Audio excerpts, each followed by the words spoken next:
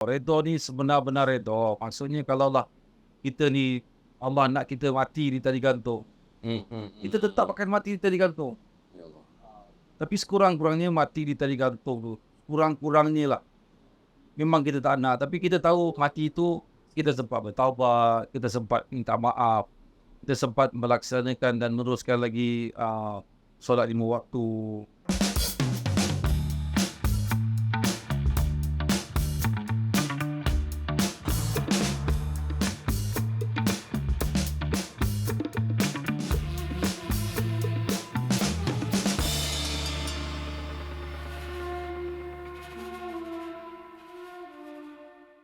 Assalamualaikum warahmatullahi wabarakatuh. Apa khabar sahabat-sahabat, tuan-tuan, puan-puan, adik-adik, abang-abang, kakak, pakcik-pakcik, makcik-makcik, datuk-datuk dan nenek-nenek saya. Apa khabar kawan-kawan dari utara membawa berita, dari selatan membawa utusan, timur membawa ilmu, dari barat membawa berkat. Berkumpul satu pendengaran bersama saya dan FBI eksklusif hanya di Zayan. Masya Allah, terbaik. Oh, itu satu orang kata kata-kata yang banyak membawa nostalgia lah bang. Ni saya dulu masa study lah, ya, tak lain tak. Kawan-kawan semuanya malam-malam akan buka teman masa study. Ya. Masuk tu bang, masuk. Bukan masuk yang belajar tu masuk. Abang punya suara.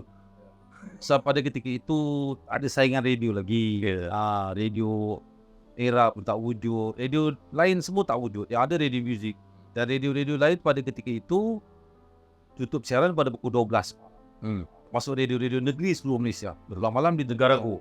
Negara. Tu radio saya 12 malam sampai 3 pagi disambung oleh Kunsia dan DJ-DJ lain. Jadi pada ketika itulah radio tu menjadi tumpuan.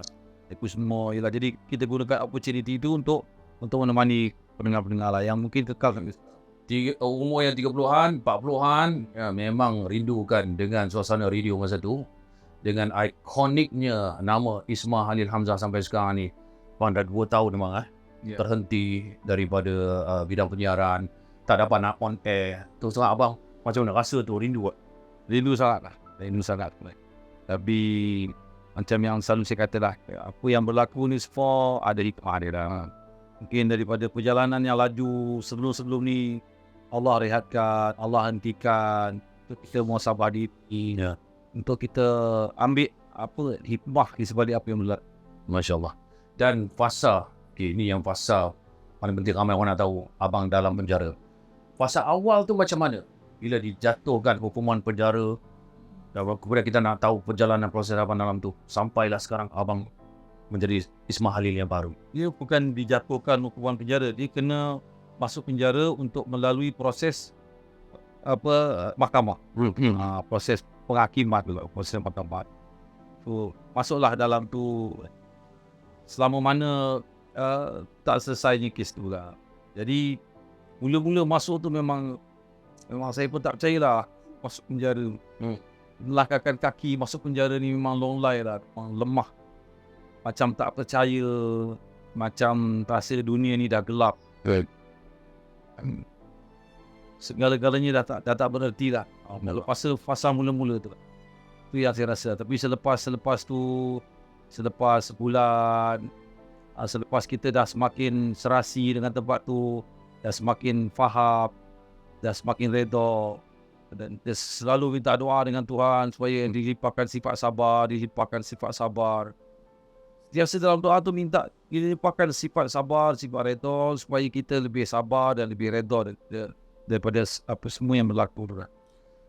Dalam situasi yang macam tu, terkurung, terpenjara, ada orang yang tak boleh terima sampai akhirnya. Ya, tapi untuk abang dapat redha tu, mesti ada satu proses ataupun ada yang menyokong. Abang ceritakan dah macam mana perjalanan proses tu. Redha tu bukan senang. Mak saya pernah telefon mak saya kata dalam adik-beradik saya, kata ni kau lah nak mak yang dekat dia paling lain dari yang lain. So saya terima lah nasihat mak, nasihat kawan-kawan supaya sabar, nasihat wadah, kita berbaik dengan mereka, kita menghormati mereka.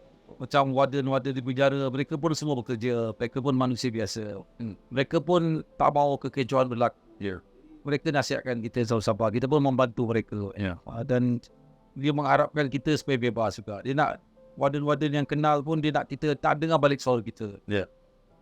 Yang itu yang menjadikan semangat kita terus sabar. Sebab sabar ni memang tak ada had ni. Tak ada had. Orang yang kata sabar aku ada hadnya, orang tu tak sabar lah. Kita kena terus sabar. Dan semoga itu yang di situ yang terus kita bawa sampai keluar ni lah. Nah, insyaAllah.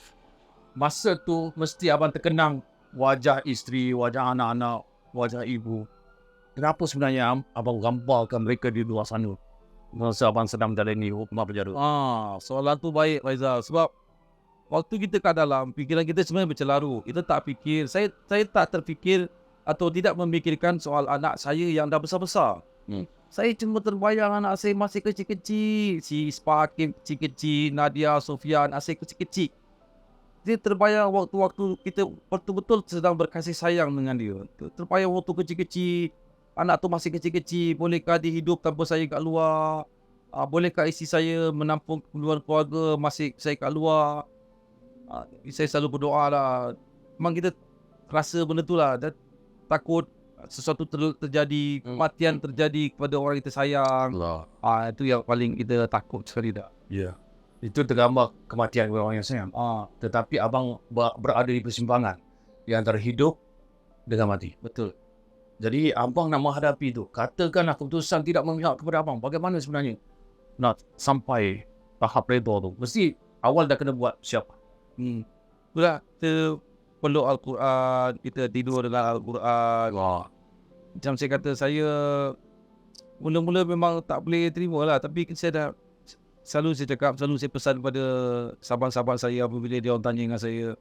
Dan kita kena redha. Redha ni sebenar-benar redha. Maksudnya kalau lah kita ni, Allah nak kita mati di tali gantung, kita tetap akan mati di tali gantung. Tapi sekurang-kurangnya mati di tali gantung tu, kurang-kurangnya lah. Memang kita tak nak, tapi kita tahu mati itu kita sempat bertaubat, kita sempat minta maaf, kita sempat melaksanakan dan meneruskan lagi solat 5 waktu. Dianya adalah lebih baik daripada kematian yang secara tiba-tiba. Macam tak disangka-sangka, aksiden dan sebagainya. Kita buat perbandingan itu. Memanglah yang baik jadikan tauladan, yang buruk jadikan sepadan. Tapi orang selalu mencari tauladan, ketauladanan. Orang tidak mencari kesempadanan. Sepadan yang buruk tu supaya tidak sampai jadi macam tu. Kita tengok sekarang ni zaman ramai orang diuji. Dan mungkin di luar sana ada orang yang diuji sekian lama tapi tak dapat keluar daripada kepompong ujiannya itu, tak dapat mencari hikmah. Dan abang berada di dalam satu situasi yang terkurung selama 2 tahun dan abang keluar sebagai seorang yang baru. Apa nasihat abang kepada mereka yang sedang diuji dan tengah struggle sekarang ni? Kita tahu kesusahan tu satu ujian, kesakitan tu satu ujian, keterpenjaraan pun satu ujian.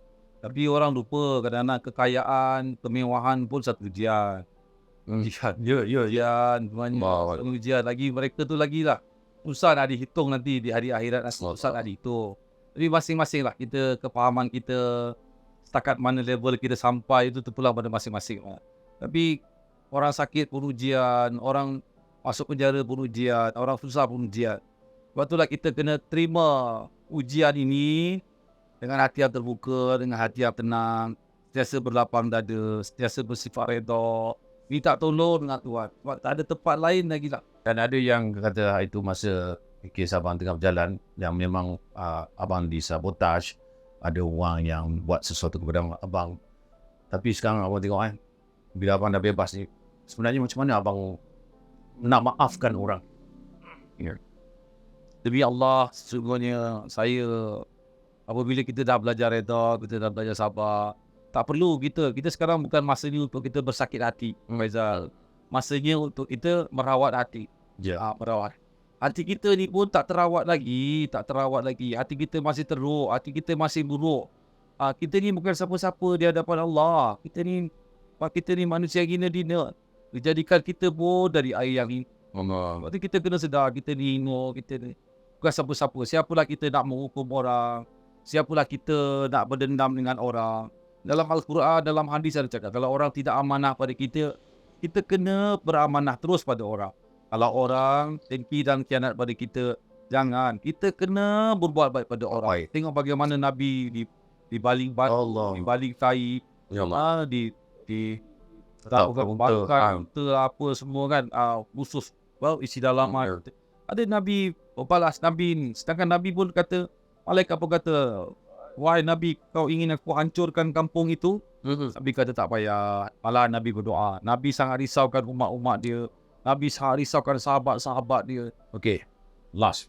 Jawapan kepada mereka yang mengharapkan Abang Ismail kembali menggegarkan dunia radio.